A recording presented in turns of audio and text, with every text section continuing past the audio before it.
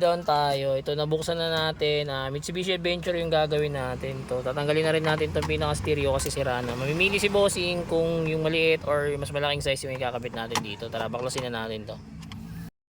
So ito, ayan, nabaklas na natin yung pinaka stereo, yung stereo niya. Ito yung harness. So papalitan na lang natin to ng ating 100 dead unit. Napag-isipan ni bossing 10 inches yung ikabit natin. So tara, ikabitan natin yung 10 inches to boss.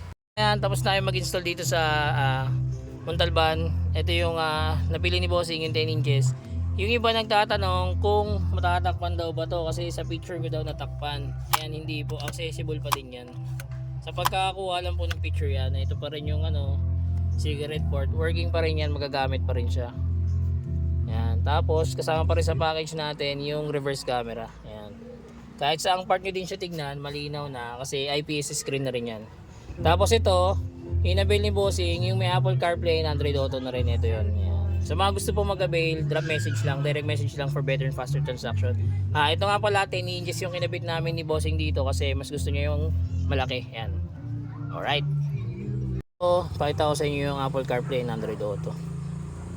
So ayan yun. Yan. Pwede ka na mag-Waze, pwede ka rin Google Maps.